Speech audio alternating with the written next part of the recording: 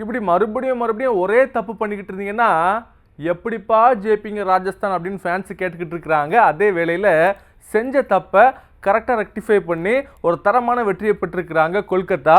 So நேற்று மேட்ச்சில் என்ன கரெக்டாக போச்சு, என்ன தப்பாக போச்சு பார்த்துருவோமா? மேட்ச்சில் டாஸை வின் பண்ணது கொல்கத்தா. நாங்கள் பவுலிங் போட போகிறோம் அப்படின்னு சொல்லிட்டாங்க.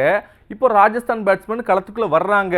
ஆனால் பிச்சை ஒழுங்காக அண்டர்ஸ்டாண்ட் பண்ணாங்களா அப்படின்னே தெரியல. என்ன காரணம் அப்படின்னா, இதுக்கு முன்னாடி நடந்த மேட்ச்சில் எல்லாமே 200, 230, 80 அடிச்சுக்கிட்டு இருக்கிறாங்க. நம்மளும் அப்படி அடிக்கணும்னு நினச்சிட்டு இறங்குனாங்க.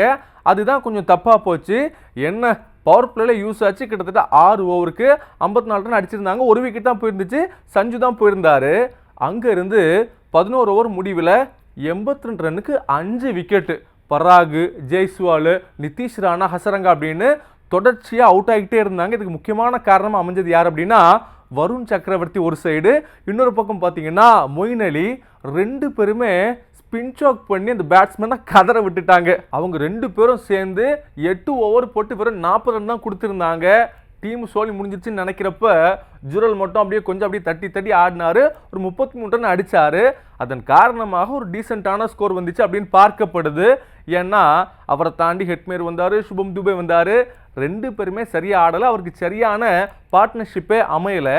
இந்த நேரத்தில் கொல்கத்தா பவுலர்ஸ்க்கு கண்டிப்பாக நம்ம ஒரு குடோஸ் சொல்லி ஆகணும். என்ன காரணம் அப்படின்னா, பவுலர்ஸு போட்டாலே அடிதான் அப்படிங்கிற நிலைமையில இல்லைப்பா, நம்ம ஒழுங்காக போட்டால் விக்கெட்ஸ் எடுக்கலாம் அப்படிங்கிற நம்பிக்கையோடு போட்டாங்க. உண்மை சொல்லணும் அப்படின்னா கிட்டத்தட்ட எல்லாருமே 2 விக்கெட் எடுத்தாங்க. குறிப்பாக மொயின் அலி 2 விக்கெட் எடுத்தார். வருண் சக்கரவர்த்தி, ராணா, அரோரா அப்படின்னு இவங்கெல்லாம் 2 விக்கெட்டு. ஸ்பென்சர் ஜான்சன் மட்டும் கடைசி ஓவரில் ஒரு விக்கெட் எடுத்தார். இதன் காரணமாக கொல்கத்தா 152 எடுத்தா வின் அப்படிங்கிற டார்கெட்டோட களத்தில் இறங்கினாங்க. இவங்க பேட்ஸ்மேனோட மைண்ட் செட்லாம் ரொம்ப கிளியராக இருந்துச்சு. ஃபஸ்ட்டு மேட்ச்சு பெங்களூர்கிட்ட சரியான அடி. ஸோ நம்ம ரன் ரேட்டில் மேலே போகணும் அப்படின்னா ஃபாஸ்ட்டாக கேமை முடிக்கணும், சீக்கிரம் முடிக்கணும் அப்படிங்கிற கணக்கோடு தான் இறங்கினாங்க.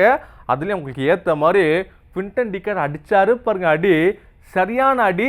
சிங்கிள் ஹேண்டடாக மேட்சை வின் பண்ணி கொடுத்தாருன்னே சொல்லலாம். ஏன்னா கிட்டத்தட்ட டார்கெட்டு 152. அந்த ரன்ஸில் 97 ரன்னு இவர் மட்டுமே அடித்தார். நீங்கள் யார் என் கூட அடிங்க, அடிக்காமல் போங்க, எங்களுக்கு கவலையே இல்லை அப்படிங்கிற மாதிரி சிங்கிள் ஹேண்டடாக அடித்து நொறுக்கிட்டார். இதன் காரணமாக தான் ராஜஸ்தான் தோத்துட்டாங்க. ஆனால் இந்த தோல்விக்கு நிறைய காரணங்கள்லாம் சொல்லப்படுது. அதில் முக்கியமாக உங்களோட ஸ்ட்ராட்டஜி ரொம்ப ஒஸ்ட்டாக இருந்துச்சு அப்படின்னு நிறைய பேர் பேசிக்கிட்டு இருக்கிறாங்க. என்ன காரணம் அப்படின்னா, துஷார் தேஷ்பாண்டே ஒரு விக்கெட் எடுக்கக்கூடிய பவுலரு.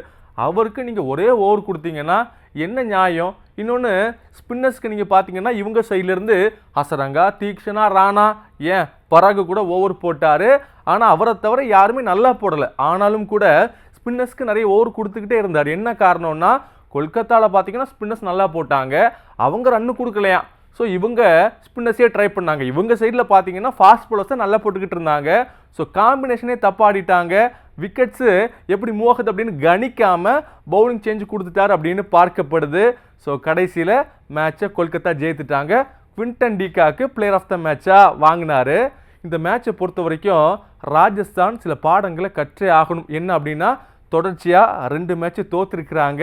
அடுத்த மேட்ச் பார்த்தீங்கன்னா அவங்க ஹோம் கிரவுண்டில் சென்னை கூட ஆட போகிறாங்க. சென்னையும் பார்த்தீங்க அப்படின்னா ஸ்பின் சாக் பண்ணக்கூடிய டீம் தான். ஸோ அங்கே தப்புகளெல்லாம் தவற விட்டுட்டு மறுபடியும் நல்ல கேம் ஆடணும் அப்படின்னு சொல்லிக்கிட்டு இருக்கிறாங்க ராஜஸ்தான் ஃபேன்ஸு. செய்திகளை உடனுக்குடனும் துல்லியமாகவும் தெரிந்து கொள்ள சப்ஸ்கிரைப் பண்ணுங்க.